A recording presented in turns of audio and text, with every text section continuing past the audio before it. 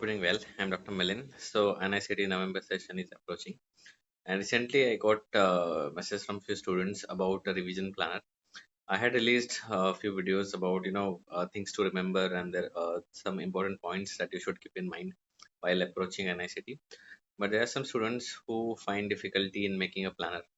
And if you have seen my previous videos during my preparation time also, I was very much fond of making timetables. I had made multiple planners and timetable because it helps me keeping on track and finishing my all the plans on time. So today for those students who are having difficulty, I'm sure you have made your own timetable, but वो लोग है वो student है जिनको अगले 30 दिन को कैसे प्लान करना है, they are facing that difficulty. So I'm just proposing a simple planner, and if you are having this difficulty you can follow that. Otherwise, if you have made your own planner, that is also fine. So what are the points to remember? So as I have said in my previous video as well, you have to finish high yield topic first. As always say, you don't have to prepare for all 200 questions. These 150 questions which will come from these high yield topics are your target. Revise the same material. Whatever you have been reading for last few months, you have to go through that only. Don't introduce anything new. There is no shortcut. Anyone coming with some new book or any fancy stuff, don't fall for that. Limit your distractions. You have 30 odd days, and you have to be focused on your studies. It's okay to take break. See, like, when I say limit your distraction, I don't mean that you don't have to take break. If you feel burnout, if you feel like you can't study anymore, it's okay if you relax a bit.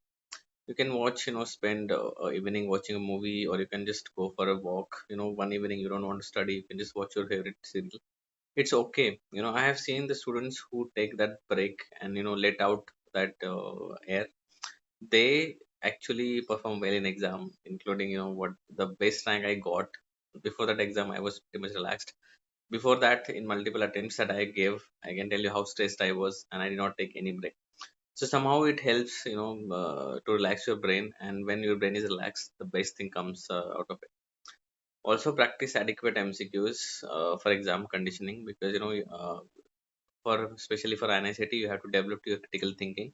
When you practice more and more MCQs, your brain is trained to approach that kind of questions. So let's go to the planner directly. So it's a simple planner, and what I have done is I have tried to finish the all important subject first. So you can take a screenshot of this slide. So I have allotted around 4 to 3 days for each subject. So for example, if you are starting from like 5th of October to 8th of October, that is around 4 days. So I have given three slots for the major subject. Like I consider the subjects, I have given the list in the previous videos, like subject like patho, pharma, microsurgery, organi, and art. Then your physio, biochem, FMT, pedia, and derma and rodeo. So these are high yield subject for your NICT, and I have tried to finish them first. And I keep like PSM medicine of the ENT psychiatry, like they are on the later side of the schedule.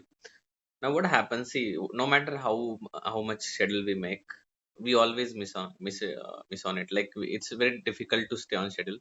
I have made new schedules every week during my preparation time. So this is why I kept the low yield subjects at the bottom line, because even if you are not able to finish your high yield subject on time, you can take day from these subjects. So your high yield subjects are covered. And if you keep your like PSM and medicine first, so they are vast subjects. See, most of your medicine questions are can be solved by knowledge from patho, pharma, physio, and micro. There is a lot of overlap. You don't have to worry about that, because medicine will take a lot of time. So that is why I have kept medicine on the later part. So you finish your important subject first. So for example, for patho, I have given 4 days, 7 hours each, and for pedia, I have given like around 5 hours a day, and total 4 days for pedia. So from 5th of October to 8th of October, you'll be able to finish two subjects. And I always advocate about doing two subjects together, because it is one subject you can finish earlier. You can combine one big subject and one small subject. So you can get that accomplishment, that feeling of, okay, you have finished your subject faster. So you can combine two subjects. Then from 9th to 12th, you can finish your pharma and physio. From 13th to 16th, in next 4 days, you can finish your micro and biochem. From 17th to 20, you can finish your surgery and FMT, and by 24th of October you would have completed your all major of important subject, and obs gynae derma radio, you can subsequently do that. Now MCQ practice is also important, so you must have seen that I have given two slots for MCQs.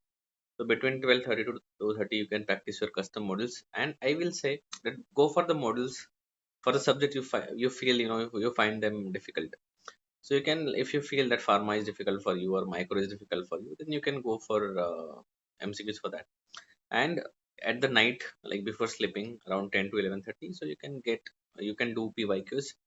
And PYQs again will help you telling the trend at what is current hot topics, and it will yeah, sometimes topics to repeat, so you never know. And I have given included the lunch and the dinner breaks as well. So this is definitely a modifiable timetable. You can see in the last, I have combined PSM and medicine, so I have given around 6 days for them. So you can finish. There is a previous video on my channel where you can find important topics from them. I will mention the link in description as well. So you can finish important topics from medicine and PSM. You don't have to read page to page. And for last 2 days before exam, like 3rd and 4th of November, so you have to do your charts. So I have always advocated that even if you have not made them till now, just write down the fact on a piece of paper or A4 size sheet and stick it to the wall. In the last 2 days, just go through these charts. There are a lot of things, lot of enzymes, like urea cycle enzymes, and then there are a lot of kits that are used in STs. A lot of programs, the name of the programs, the declarations of FMTs, and some particular signs. No matter how many times you read, you tend to forget. So if you write them on charts, and if you just have one glance, like uh, actions of the extraocular muscles, you just have a glance at the end, like just before your exam. And in exam it helps. And this is literally, the chart has been one of the most useful thing for me. So before exam, for last 2 days, you can, instead of keeping a subject, you can keep charts, and you can just revise those charts. So this is a overview of a timetable, and you can definitely make your own timetable. This is just a skeleton that you can use for that. Now, as I have said, I have given 5 to 7 hours for each subject. Stick to your notes. So if you read your only notes, then you can, this timetable be helpful for you. If you do so many things, like too many things, then that will be difficult for you. Again, stay focused. A lot of students talk about GTs. Yeah, grand test, I'll say optional. It will add on unnecessary stress to you. If you feel that you need exam practice, I will say 1 or 2 GTs are enough. And don't look at the score. I have always said we got our base score in real exam, not in GTs. So look at the mistake that you are making in GTs. If there is a problem with the time management, see how you can improve on that part. If there is a problem with answer, like approaching a question, like which kind of questions you are doing wrong, you're doing more concept based questions wrong, then you have to read your notes better. If you are doing fact based questions wrong, then you have to make your charts better, and you have to make more charts and revise them properly. So you will not do many mistakes in the fact based questions. So that you can do. So guys, I hope this video will help you. If you have any questions for me, mention in the comment box. I wish you all the best, and take care.